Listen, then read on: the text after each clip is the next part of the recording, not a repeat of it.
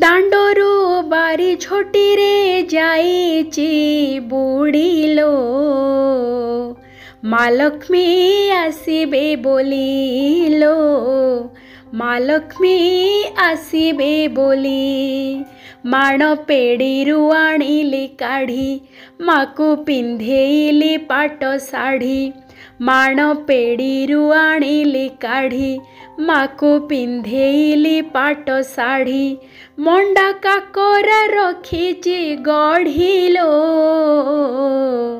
महालक्ष्मी आसीबे बोलिलो महालक्ष्मी आसीबे बोली दांडरू बारी छोटी रे जाईची बुड़ीलो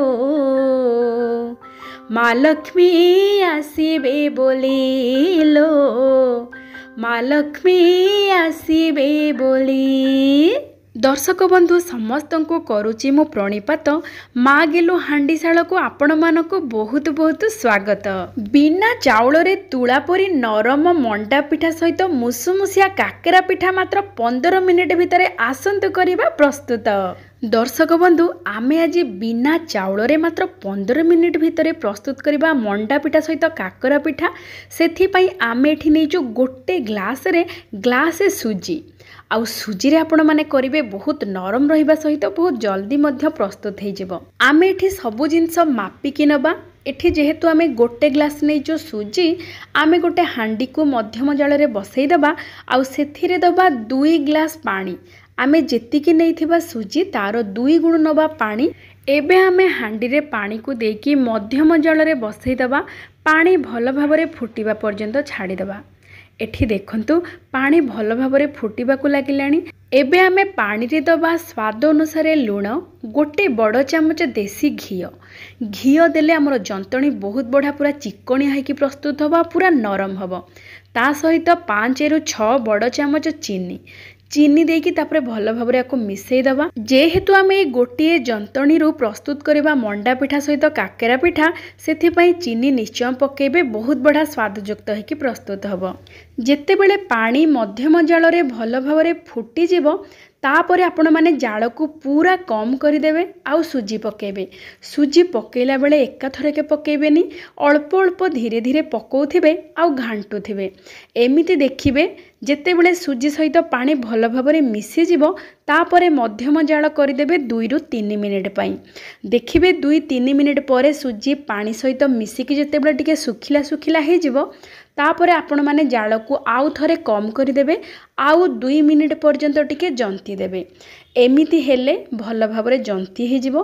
तापरे आपण हाथ रे टिके छुईकी देखिबे जदि जंतणी हाथ को लागुनी ताहाले जानिबे जे जंतणी भल भाबरे प्रस्तुत हे जाईची। एबे देखंतु हमर जंतुणी प्रस्तुत हे जाईची भल भाबरे। एबे हमें चुली रु बाहर कर देबा आउ ढांकुणी को हांडी सहित घोड़ेकी रखी देबा। एमिति हेले जंतणीर बांफरे भल भाबरे आउ टिके सिझी जिवो हमर जंतणी। जंतणी को 10-15 मिनिट पई एमिति घोड़ेकी रखिदेबा। से भितरे आमे प्रस्तुत करिबा पूर पई आमे एठी गोटे नडिया को भांगिकी नै जाइचु आउ 1/2 लिटर क्षीर रु छेना छिंडेकी आमे नैचु। क्षीर को मध्यम जाल रे फुटई देबे। जेते बेले क्षीर भल भाबरे फुटी जिवो फाळे लेंबुर रस को दे देकी ताको टिके घांटी देबे। जेते बेले क्षीर छिंडिके छेना हे जिवो सेते बेले आपण माने चुली रु बाहर कर देबे छेना को आउ छेना को टिके पानी रे धोई देबे। एमिति हेले कोन हबो ना छेना आउ टाण हबोनी आउ द्वितीयतः लेंबु रसर बास्ना आउ रहिबोनी। एबे देखंतु आमे एठी नेचु गुड़ आउ नडिया छेना एई तीनोटी सामग्री सहित आमे एठी नबा किछि गुजराती आउ किछि गोलमरीच भल बास्ना पाई। एबे हमें 4-5टी गुजराती सहित 10-12टी गोलमरीच को टिके दरदर गुंड करिकी रखिबा। आपण माने एमिति गुंड जदि नडिया पुर छेना पुर रे देबे बहुत बढ़िया स्वादयुक्त आ बास्नायुक्त होइकी रहिबो। सेथि पई आमे ई गुंड को पूरा पूरी चिकण करिकी गुंड न करिकी टिके दरदर गुंड करिकी रखिबा। आ मध्यम जाल रे कड़ाई को बसई दबा। नडिया आ छेना को 2 मिनिट पई मध्यम जाल रे टिके भाजी दबा। बादामी रंग टिके छेना और नडिया हे गला परे आमे दबा एठी गुड़ आपण मानकर मिठा अनुसार आपण माने देबे। गुड़ देकी छेना नडिया सहित आउ टिके 2 मिनिट पई भल भाबरे मध्यम जाल रे टिके भाजी देबे। ଯାହାଫଳରେ କି ଗୁଡ଼ ଛେନା ନଡ଼ିଆ ସହିତ ଭଲ ଭାବରେ ମିଶିଯିବ ତରଳିକି ଆଉ ଭଲ ଭାବରେ ଭାଜି ହେଇଯିବ। ଟିକେ ଭଲ ଭାବରେ ଭାଜି ହେଇଗଲା ପରେ ଆମେ ଯେଉଁ ଗୁଜୁରାତି ଆଉ ଗୋଲମରିଚର ଗୁଣ୍ଡକୁ ରଖିଥିଲେ ଦରଦର ଗୁଣ୍ଡ କରିକି ସେଇ ଗୁଣ୍ଡକୁ ଏଠି ପକାଇଦେବା ଆଉ ଭଲ ଭାବରେ ମିଶାଇଦେବା। ଏବେ ଆମର ପ୍ରସ୍ତୁତ ହେଇଯାଇଛି ଛେନା ନଡ଼ିଆ ପୁର। ଆମେ ଏଇ ପୁରରେ କାକରା ପିଠା ପ୍ରସ୍ତୁତ କରିବା ଆଉ ମଣ୍ଡା ପିଠା ମଧ୍ୟ ପ୍ରସ୍ତୁତ କରିବା। ଆମେ ଯେଉଁ ପ୍ରଥମରୁ ରଖିଥିଲେ ସୁଜିକୁ ଜନ୍ତିକି ଦେଖନ୍ତୁ 10-12 ମିନିଟ୍ ହେଇଗଲାଣି। ଆମର ଜନ୍ତଣି ହାଲକା ଗରମ ଅଛି। ଏବେ ବି ଏମିତି ହାଲକା ଗରମ ଥିବା ଅବସ୍ଥାରେ ଆପଣମାନେ ଗଢ଼ିବେ ପିଠା, ଯାହାଫଳରେ କି ପିଠା ଆଉ ଫାଟିବନି ଆଉ ଯେତେବେଳେ ଆମେ ତାକୁ ସିଝେଇବା ବା ଛାଣିବା ବିଲକୁଲ ବଢ଼ିଆ ଭାବରେ ପ୍ରସ୍ତୁତ ହେବ। ଏବେ ଦେଖନ୍ତୁ ଆମେ କ'ଣ କରିବା ନା ଏଇ ଯେଉଁ ଜନ୍ତଣିକୁ ଗୋଟେ ବଡ଼ ଥାଳିକୁ ବାହାର କରିଦେବା ଆଉ ଦେଖନ୍ତୁ କେତେ ବଢ଼ିଆ ଭାବରେ ଜନ୍ତଣି ପୁରା ନରମ ହେଇକି ପ୍ରସ୍ତୁତ ହେଇଛି। ଏବେ ଜନ୍ତଣିକୁ ହାଲକା ଟିକେ ଚକଟି ଦେବା। ଯେହେତୁ ଆମେ ଭଲ ଭାବରେ ତାକୁ ଜନ୍ତି ଦେଇଛେ ବେଶୀ ଚକଟିବାକୁ ପଡ଼ିବନି। ପୁରାପୁରି ଚିକଣିଆ ଆଉ ନରମ ଆମର ଜନ୍ତଣି ପ୍ରସ୍ତୁତ ହେଇଯାଇଛି। ଦେଖନ୍ତୁ ଏଇ ଜନ୍ତଣିରୁ ଆମେ ପ୍ରସ୍ତୁତ କରିବା ମଣ୍ଡା ପିଠା ସହିତ କାକରା ପିଠା ବହୁତ କମ୍ ସମୟ ଭିତରେ। ଆମେ ଏକା ସମୟରେ ପ୍ରସ୍ତୁତ କରିବା। ଦେଖନ୍ତୁ ଆମେ ନଡ଼ିଆ ଛେନା ପୁର ଯେଉଁ ପ୍ରସ୍ତୁତ କଲେ 3-4 ମିନିଟ୍ ଭିତରେ ଆମର ଜନ୍ତଣି ମଧ୍ୟ ସେହି ସମୟରେ ପ୍ରସ୍ତୁତ ହେଇଯାଇଛି। ତାମାନେ 5 ମିନିଟ୍ ଭିତରେ ଆପଣମାନଙ୍କର ଜନ୍ତଣି ସହିତ ନଡ଼ିଆ ପୁର ପ୍ରସ୍ତୁତ ହେଇଯିବ। ଆଉ 10 ମିନିଟ୍ ଭିତରେ ଆମେ କାକରା ପିଠା ଗୋଟେ ଚୁଲାରେ ପ୍ରସ୍ତୁତ କରିବା, ଆର ଚୁଲାରେ ମଣ୍ଡା ପିଠା ପ୍ରସ୍ତୁତ କରିବା। ଏବେ ଆମେ ମଣ୍ଡା ପିଠା ଗଢ଼ିବା ପାଇଁ ଗୋଟେ ଗୁଳା ନେଇଯିବା ଏଇ ଜନ୍ତଣିରୁ, ତାପରେ ଗିନାର ଆକାର ଦେଇଦେବା ଆଉ ନଡ଼ିଆ ପୁର ତା ଭିତରେ ଦେଇକି ଯେମିତି ମଣ୍ଡା ପିଠା ପ୍ରସ୍ତୁତ କରାଯାଏ ବା ଗଢ଼ାଯାଏ ସେମିତି ଆପଣମାନେ ଉପରକୁ ଚାପି ଚାପିକା ପ୍ରସ୍ତୁତ କରିବେ ମଣ୍ଡା ପିଠା। ଆଉ ଯେଉଁ ଅବଶିଷ୍ଟ ଟିକେ ଜନ୍ତଣି ବଳିଯିବ ତାକୁ ବାହାର କରିଦେବେ। ଏମିତି ପୁରା ଗୋଲ ଗୋଲ କରିକି ଯଦି ପ୍ରସ୍ତୁତ କରିବେ ସେଇଟା ହେଉଛି ମଣ୍ଡା ପିଠା ପ୍ରସ୍ତୁତ କରିବା ପାଇଁ ଆମେ କରିବା। ଆଉ ଏଇ ମଣ୍ଡା ପିଠାକୁ ଯଦି ଟିକେ ଚାପିଦେବା ତାହେଲେ କାକରା ପିଠା ପ୍ରସ୍ତୁତ କରିବା। ଏବେ ଦେଖନ୍ତୁ ଆମେ ମଣ୍ଡା ପିଠା ଗଢ଼ି ସାରିଲେଣି। ସେମିତି କାକରା ପିଠାକୁ ମଧ୍ୟ ସେମିତି ଗଢ଼ିବା ଯେମିତି ମଣ୍ଡାକୁ ଗଢ଼ିଥିଲେ। ଆଉ ଗଢ଼ି ସାରିବା ପରେ ମଣ୍ଡା ପିଠାକୁ ଆମେ ପୁରା ଗୋଲ କରିକି ଗଢ଼ିଥିଲେ, କିନ୍ତୁ କାକରା ପିଠାକୁ ଗଢ଼ି ସାରିବା ପରେ ଟିକେ ଚାପିଦେବେ। ଦେଖନ୍ତୁ ଏମିତି ଟିକେ ଚାପିଦେଲେ ଟିକେ ପତଳା ହେଇକି ରହିବ। ଆଉ ଯେତେବେଳେ ଆମେ ଏଇ କାକରା ସବୁକୁ ଛାଣିବା ସେ ଫୁଲିକି ଆଉ ଟିକେ ମୋଟା ହେଇଯିବ। ଏମିତି କାକରାକୁ ପତଳା ପତଳା କରିକି ଆମେ ରଖିଦେଇଛୁ ଆଉ ମଣ୍ଡା ପିଠାକୁ ପୁରା ଗୋଲ କରିକି ରଖିଦେଇଛୁ। ଏବେ ଆମେ ଗୋଟେ ଚୁଲାରେ କାକରା ପିଠା ପ୍ରସ୍ତୁତ କରିବା ପାଇଁ ଘିଅ ଦେଇଦେବା। ଯେହେତୁ ଆମେ ଭୋଗ ପାଇଁ ପ୍ରସ୍ତୁତ କରୁଛେ ସେଥିପାଇଁ ଘିଅରେ ଛାଣିବେ, ବହୁତ ବଢ଼ିଆ ସ୍ୱାଦଯୁକ୍ତ ହେଇକି ପ୍ରସ୍ତୁତ ହେବ। ଆଉ ତାପରେ ଆଉ ଗୋଟେ କଡ଼େଇ ବସେଇଦେବା ଆଉ ଗୋଟେ ଚୁଲାରେ, ସେଥିରେ ଆମେ ପାଣି ଦେଇଦେବା ଆମର ମଣ୍ଡା ପିଠା ସିଝିବା ପାଇଁ। ଆମେ ଏକା ସମୟରେ ପ୍ରସ୍ତୁତ କରିବା।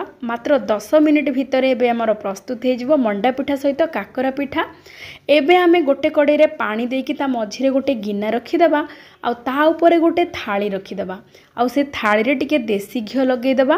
ଦେଶୀ ଘିଅ ଲଗେଇ ସାରିବା ପରେ ଆମେ ଯେଉଁ ମଣ୍ଡା ପିଠା ସବୁ ଗଢ଼ିକି ରଖିଥିଲେ ସେଇ ମଣ୍ଡା ପିଠାକୁ ଆମେ ଟିକେ ଛାଡ଼ି ଛାଡ଼ି କରିକି ରଖିଦେବା, ଯାହାଫଳରେ କି ଭଲ ଭାବରେ ଇଏ ସିଝିଯିବ।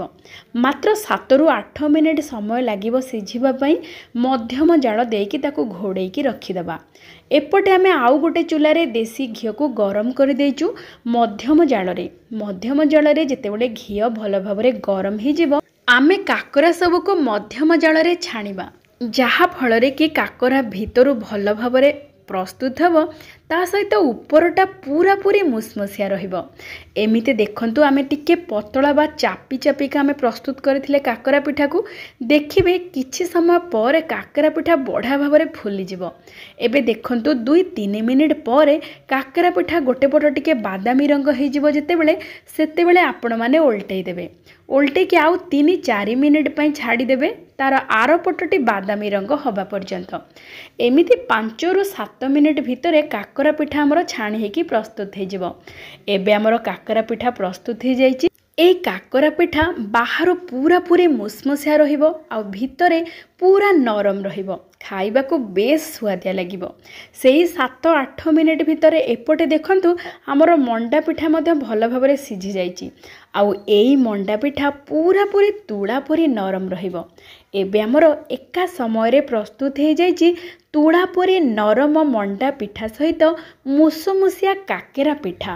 बिना चाउଳରେ बहुत कम समय आपण माने मंडा पिठा सहित काकरा पिठा प्रस्तुत करंतु एमिति सुजी रे आउ माँ लक्ष्मी को पाखरे भक्ति आउ श्रद्धारे बाढ़ी दियंतु भोग थाली। माँ लक्ष्मी आपण मानकर सबु मनोवांछा पूर्ण करने सहित आपण मानक घर को धन धान्य रे पूर्ण करंतु।